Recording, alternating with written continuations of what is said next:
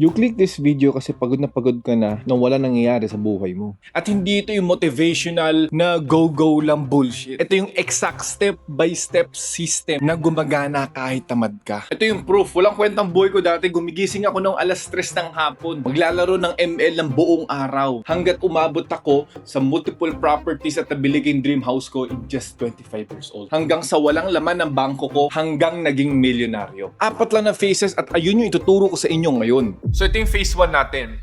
Destroy the old you. Stop caring about what others think. Dati, sobrang conscious ako sa lahat. Sa damit ko, sa kotse ko, sa mga post ko, at bumili pa nga ako ng sports car worth millions of pesos para lang ipakita sa mga taong na nag-down sa akin na may pera talaga ako at may mayaman talaga ako. Pero alam mo yung na-realize ko, inubos ko ang sarili ko at inubos ko yung pera ko sa pag-iisip lang kung ano lang ang magiging tingin ng ibang tao sa akin. Pero sa totoo lang, hindi naman sila yung nagpalaki sa akin. Kaya ngayon, okay na sa akin na kumain ako ng tusok-tusok, kwek-kwek sa kanto, na wala akong pakialam kung meron magpa-picture sa akin at mas priority ko na lang yung iisipin ng mga mahal ko sa buhay at yung opinion ko sa sarili ko kaysa opinion sa akin ng ibang tao. So ito yung mga sinimulan kong gawin. Una is i-unfollow lahat ng mga tao sa social media na nagkukos ng comparison mo sa sarili mo. At maging mindful ka sa mga decisions mo. Ang lagi mo tanongin, is this for me or this is for other people? Number 2 is burn the blueprint. Dati na-scam ako ng milyon-milyon. Pero nakapagtayo ako ng maraming negosyo at kumikita na 9 figures. Pero hindi lang yan nangyari dahil in-improve ko lang yung sarili ko.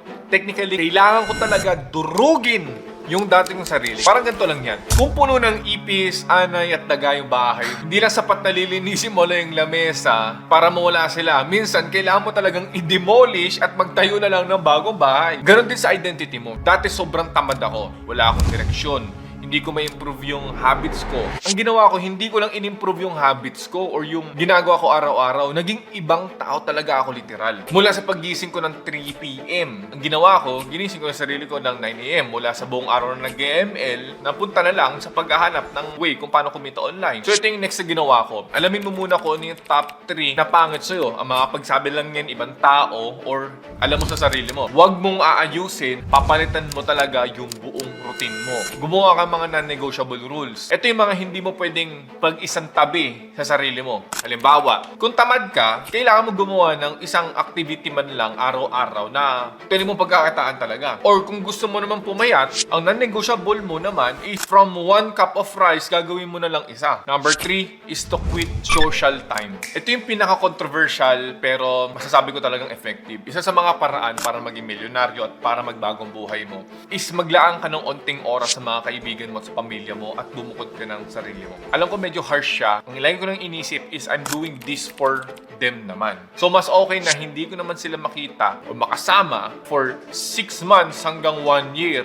Pero pagkatapos naman nun, is palagi ko naman sila ililibre or may oras na ako sa kanila na hindi ako magmamadali na umuwi para magtrabaho. At may ipon na ako nun na mai-spoil ko na sila. Mas maganda naman na ganun kaysa araw-araw naman kami magkakasama pero wala naman akong silbi. Tandaan mo, meron tayong countdown sa buhay.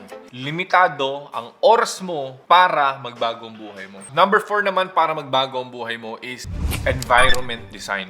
Ibig sabihin nito, linisin mo yung cabinet mo, yung ref nyo, at yung kwarto mo. Mas lalo na kung saan ka nagtatrabaho, ayusin mo yun. Kasi ito yung totoo. Nagbago ang katawan ko dahil tinapang ko lahat ng mga walang kwentang pagkain sa ref, sa pantry, sa cabinet, at dinilit ko yung mga gaming apps na nakaka-addict, pati na rin yung mga luma kong damit. Literal na walang choice yung old version ko, kundi mamatay at maduro. So ito yung mga pwede mong gawin. Itapon mo yung 5 bagay na konektado sa nakaraan mo or sa mga bad habits mo. Lahat ng mga trigger points tanggalin mo. Halimbawa, gusto mo maging masipag. Hanapin mo kung bakit ka hindi nagiging masipag, gawin mo yun. For example, ako, inan-install ko yung ML. Palitan mo yung mga bagay na mas malapit sa bagong ikaw. Gusto mo pa maging mas masipag pa. Tuloy ka mag-download ng mga productivity apps, katulad ng mga Pomodoro. At gumawa ka ng success corners. Ang ibig sabihin nito, ito yung sulok sa lugar ng bahay mo. Nandun lang yung safe space mo kung saan ka nagtatrabaho na masasabi mo na dito ka nagiging productive, walang distractions, walang mag-iistorbo sa'yo. Dapat meron kang ganun. At syempre, kailangan mo rin gumawa ng sarili mong vision board. Kung saan ka nagtatrabaho, dapat meron kang memory, vision na nakikita mo sa laptop mo, gawin mo siyang wallpaper sa phone mo or mismo sa pader ng bahay nyo, ipaprint mo siya. Ilagay mo doon yung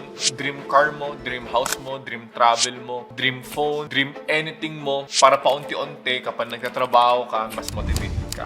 At minsan, ang ginawa ko din is nilagyan ko ng workout equipment yung bahay ko, katabi mismo ng workstation ko para wala talaga akong excuses. So, kung nandito ka ngayon at gusto mong kumita ng 100,000 pesos every single month online, meron akong libreng training video na ibibigay ko sa inyo for free. Wala kang kailangan na kapital, oras, or skill. Marami itong gawin online at kahit part-time at nasa bahay ka, is kayang-kaya mo itong gawin. Yung link ay nasa description below at ito talaga yung pinaka-main business ko na gusto kong ituro sa inyo. Interested ka? Click mo na yung video.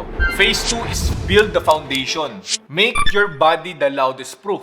Fitness plus business is possible. Dati akala ko talaga hindi para sa akin ang fitness. Pero nag-lose ako ng more than 10 kilos in 3 months. Alam mo kung bakit importante to? Kasi your body is your business card. Kapag nakita ka ng ibang tao na fit ka, automatic may isip nila na may disiplina ka. Well, hindi lahat, pero most of the time, may isip nila na disiplinado ka. Magiging trustworthy ka. So, kailangan mo lang mag-workout. Ako nag-workout ako ng 11 to 12 p.m. bago ako pagkagising ko para fresh yung body ko at mind ko. Di ako lagi nagpapadeliver sa Food Panda or sa GrabFood. Para na kumain, nagluluto ako mismo. 30 minutes to 1 hour lang every single day para lang magbagong katawan mo. Number 6 is public accountability. Hindi puro gym selfie lang or ipapromise mo lang sa sarili mo na magbabago ka na. Kailangan mo ng public accountability para wala kang choice kung hindi gawin ito. Dati, bago ako pumayat, is nakipag-collab ako sa isang fitness influencer na si SmartFit. Sabi ko sa kanya na pupusta ako ng 100,000 pesos kung hindi ko nagawa. Plus, meron akong public announcement sa challenge na yon. Pinost ito, sumikat at marami nag-comment. At syempre, nahihiya ako mag-back out. Kasi kung marami na nakakaalam, yung pressure, yun yung nagpapatakbo sa akin para tapusin yung challenge na yun. So, tuloy kang gumawa ng sarili mong challenge, tuloy kang mag-post ng self-accountability challenge mo sa social media, i-post mo sa Facebook, sa Instagram mo, mag-story ka, or maghanap ka ng kapustahan mo para wala na talaga kayong back out. Dati, hindi ako naniniwala na dapat buong araw ka nagtatrabaho. Kasi ayon sa maraming pag-aaral, 4 lang na oras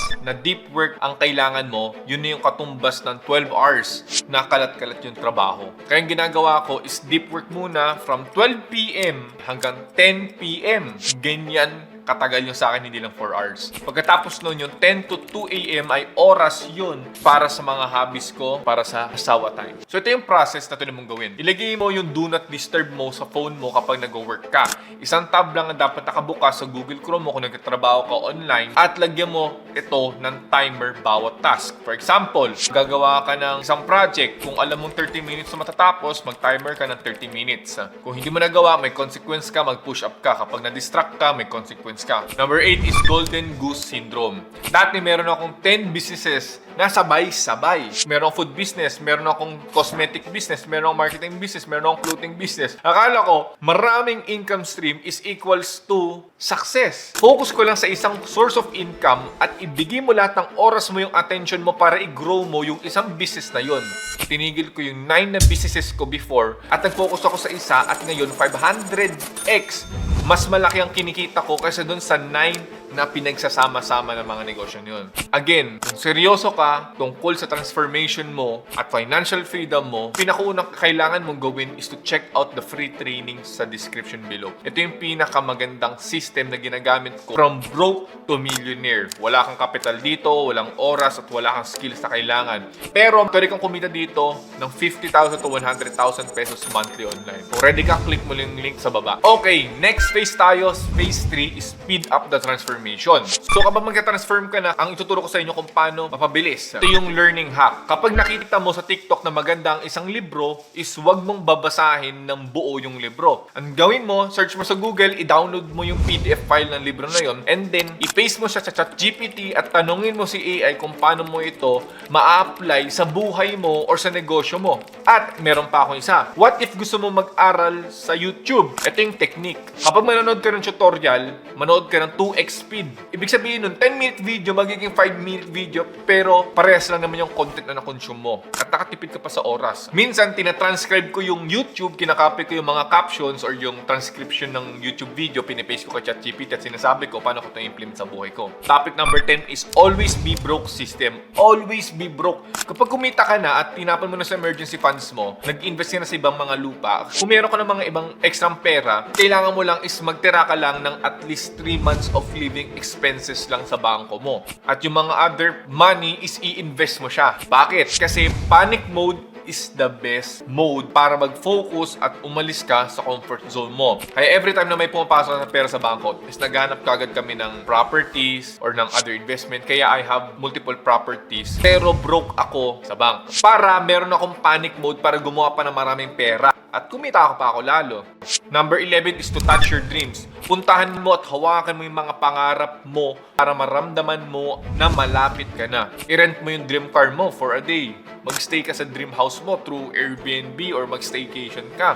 I-test drive mo yung dream car mo. Magpa-tripping ka sa mga magagandang bahay. Doon magkakaroon ka ng fire within you na alam sa sarili mo na kaya mo ito. Na paunti-unti ka na malapit dun sa goal mo. Kasi dati pupunta ako sa bilihan ng rep para lang mahawakan yung dream na refrigerator ko na may knock-knock. Kahit wala pa kaming bahay nun. Dahil binisita ko siya, medyo na-manifest ko siya at ngayon, nakuha ko na siya sa totoong buhay. If you can hold it, you can achieve it. Phase 4 is social overhaul.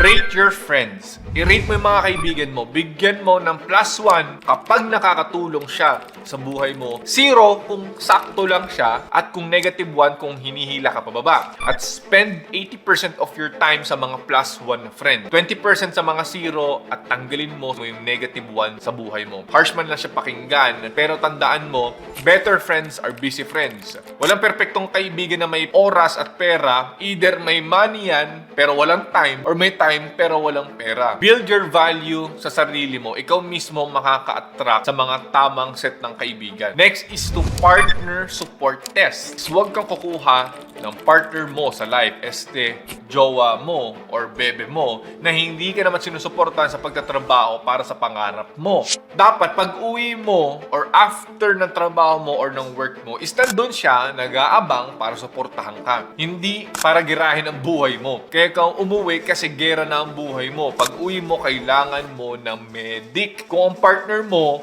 ay palaging nagrereklamo sa hustle mo, hindi kasi nasuportahan, sabotahe yun. Gera na nga ang trabaho mo, pag uwi mo pa, meron pang another na gera na kailangan mong labanan. Mahirap yun. Next is to document everything. I-record mo lagi ang mga nangyayari sa buhay mo. Baka kailanganin mo ito para sa mga magiging anak mo or para maging case study mo. For example, sa akin is kapag meron akong sinabing bagay na meron akong na-achieve, meron akong ginawa, meron akong binili, meron akong napuntahan, lagi ako merong proof noon. Lagi nakahanda noon kasi palaging may magsasabi in the future na hindi yan totoo, scam yan. At least ako, lahat ng mga pruweba is available 24/7 online at pwede nilang makita. Kung gusto nyo makita pala yung ganun ko, nasa Instagram ko lang naman. Kasi kailangan mo yun for transformation para ma-reminisce mo lang na ganito pala ako dati at ito na ako ngayon. At para sa mga future din na magiging haters mo online kapag nag-build ka ng personal brand mo, meron ka mga ebidensya o meron ka mga resibo na hindi edited, na hindi gawa sa AI at ito ay lahat totoo. So, ito na yung buong sistema na pwede mong gawin para magbago ang buhay mo. Mula sa pagwasak ng old self mo, habang tinatransform mo yung sarili mo para magbago ang buhay mo. Pero sa totoo lang, meron ka nga lahat ng mga ito para magbago ang buhay mo. Pero ito yung problema. Kung di mo alam kung anong negosyo ang sisimulan mo, is hindi mo talagang magbabago ang buhay mo kasi umiikot talaga ang pagbabago ng buhay sa pera. Kaya ang susunod na video na ipapakita ko sa inyo is tungkol sa pinakamadaling online business na hindi mo na kailangan ng kapital, oras, or experience pero pwede kang kumita ng 100,000 pesos monthly kahit part-time lang ito at ginagawa mo na sa bahay. This is my main business model kaya ako yumaman. I tried over 10 businesses in the past at ito lang masasabi ko. Ito yung pinakamadaling negosyo na pwede mong simulan ngayon at ituturo ko sa iyo libre ng buo. Link in the description, abangan kita doon.